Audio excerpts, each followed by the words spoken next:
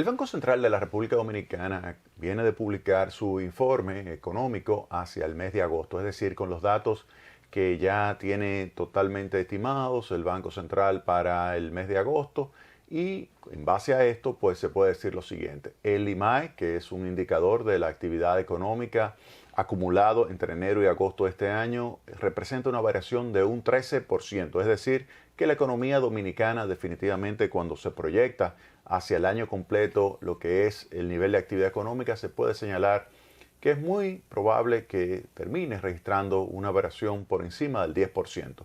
Es una variación que es importante porque recupera una parte significativa de lo que se deterioró, de lo que se perdió el año pasado por la pandemia del COVID. Recuerden que el año pasado hubo una caída del Producto Interno Bruto equivalente a 6.7%, y esa caída del 6.7% del Producto Interno Bruto obviamente que repercutió de una forma muy negativa sobre el nivel de empleo y deterioró las condiciones de vida de la población. El gobierno tuvo que actuar y lo hizo primero con una política en la cual transfirió una cantidad importante de recursos, y posteriormente también, además de esos recursos, en los programas asistenciales o sociales, como es el caso de Quédate en Casa, PATI, fase 1, fase 2. Además, el gobierno tuvo que invertir una cantidad cuantiosa de recursos para llevar a cabo el programa de vacunación, el exitoso programa de vacunación, y eso hay que reconocerlo, que fue sumamente positivo para lo que es hoy la recuperación de la economía. Así que el gobierno por ahí aportó a lo que es la recuperación que se está observando de la economía dominicana. Por otra parte, obviamente la política monetaria es algo que es lo que explica la mayor parte de ese proceso de recuperación.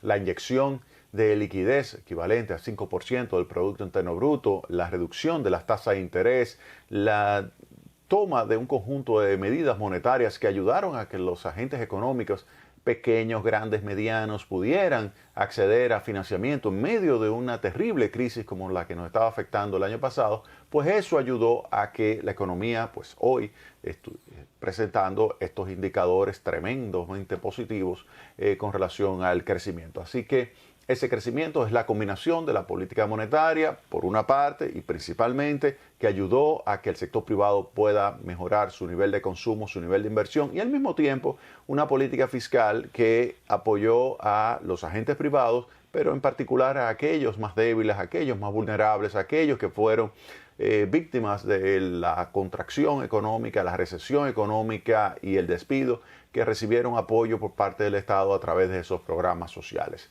Lo importante es que la economía se está recuperando, y este año va a recuperar una parte significativa de lo que ha sido ese impacto macroeconómico que tuvo la pandemia.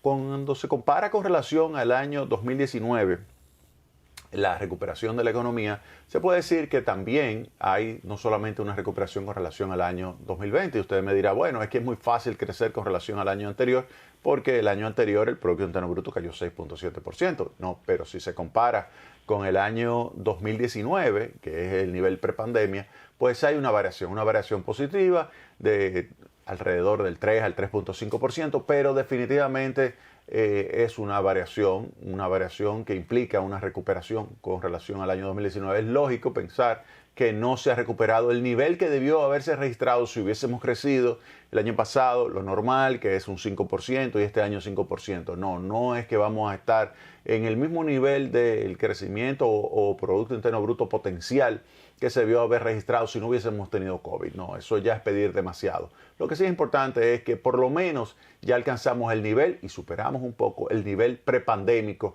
que sería el año 2019. Entonces, es un punto importante cuando entramos a ver, y les recomiendo que entren a la página web del Banco Central.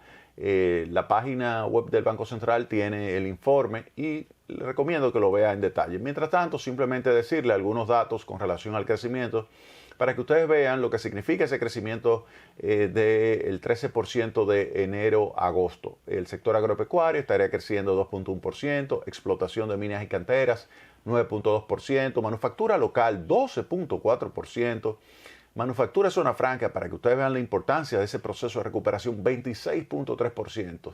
Y ese 26.3% lo que muestra es una extraordinaria recuperación en estos primeros 8 meses del año, producto de que la economía norteamericana se ha ido recuperando, la economía norteamericana se ha ido abriendo y esto ha favorecido que las exportaciones de zona franca y las exportaciones en general de la República Dominicana hacia el territorio norteamericano pues se eleven. El sector construcción, un crecimiento extraordinario, 32.4% en enero-agosto de este año acumulado con relación al mismo periodo del año pasado. Servicios en general 8.2%, ahí energía y agua 3.9%, comercio, que es un gran empleador 11.4%, hoteles, bares y restaurantes 26.6%, lo que refleja ya una mejoría significativa del sector turismo. Específicamente en agosto hay una variación de hoteles, bares y restaurantes 108.6% con relación a agosto del año pasado. Es decir, que definitivamente comienza a moverse el sector turístico en el país. Otras actividades como transporte y almacenamiento, 14.6%, también mostraron alguna variación positiva. Hay algunas que tienen variaciones negativas, como es el caso de salud, menos 1.7%, o enseñanza, menos 4.2%. Tienen variaciones que al comparar con el año pasado, obviamente, el año pasado, como no cerraron, como mostraron un aumento de su actividad, como es el caso del sector salud, pues es lógico que este año, cuando ya comienza a reducirse un poco la demanda de algunos servicios de salud, como es el caso de pruebas, como es el caso de medicamentos que se utilizaban para enfrentar el tema del COVID, pues es lógico que ese sector eche un poco hacia atrás. Un punto importante que hay que señalar es el tema del empleo.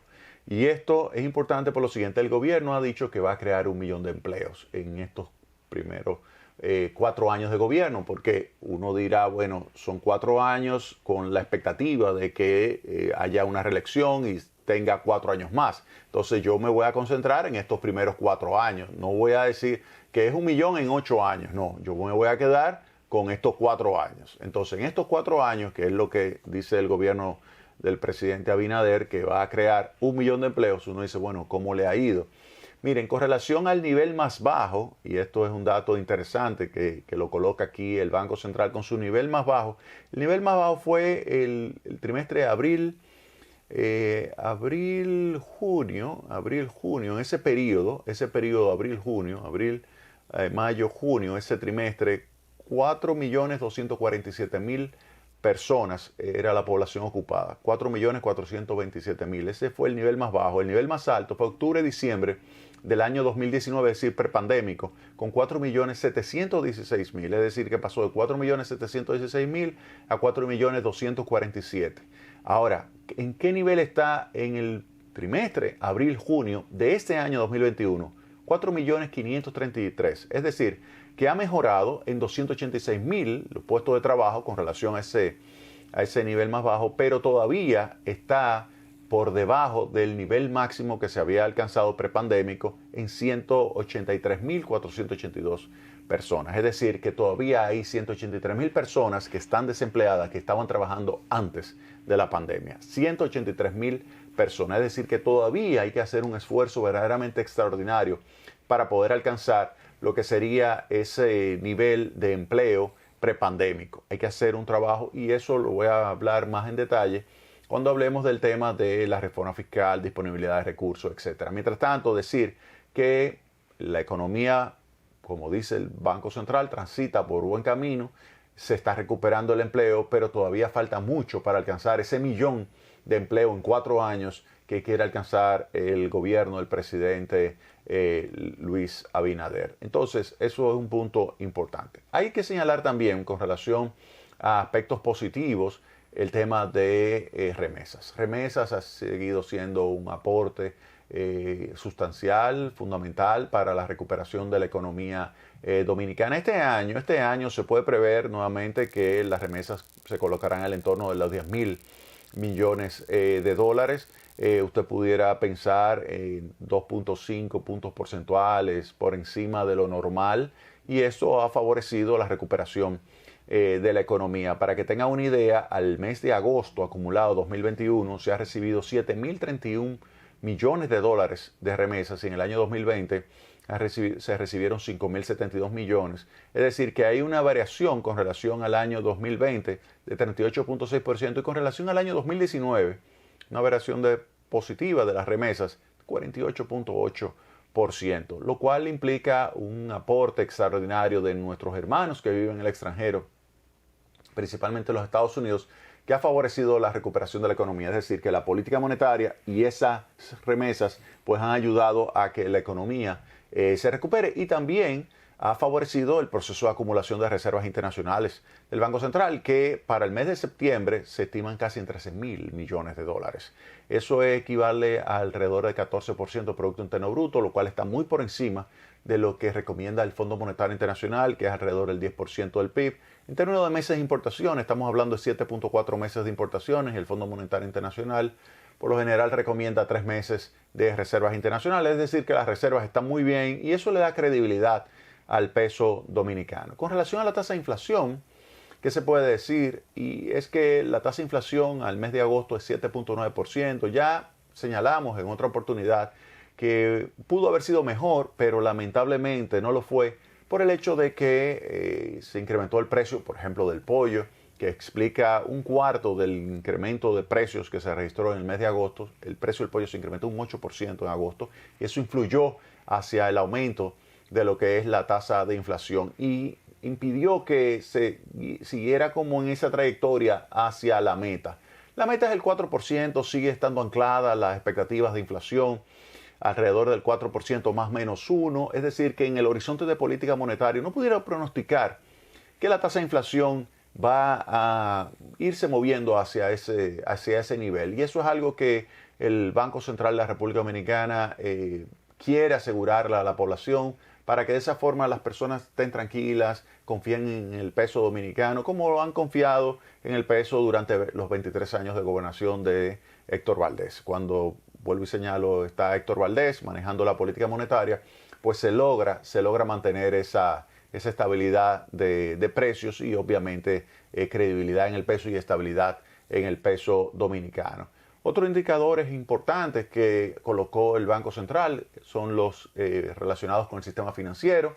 Dice el Banco Central que el sistema financiero pasó muy bien la crisis del COVID, ha mostrado un buen desempeño, buena colocación de sus liquidez, de sus diferentes fuentes de liquidez, las colocó adecuadamente a los agentes económicos, ha mantenido su rentabilidad en niveles adecuados, la tasa de morosidad se encuentra por debajo del 2%, de manera que se pudiera pensar que el sistema pasó con muy buenas calificaciones lo que fue esta crisis, y yo creo que se supo manejar el Banco Central, la Superintendencia de Bancos con el sistema bancario para asegurarle al pueblo dominicano que se estaba manejando bien todo el sistema bancario, todo el sistema de pagos, y esto pues facilitó que se mantuviera esa credibilidad en el peso, que es fundamental, que es clave para que se mantenga la estabilidad macroeconómica, que es lo que ayuda a que haya inversión, que haya consumo, que haya generación de empleo, que lo explica fundamentalmente el sector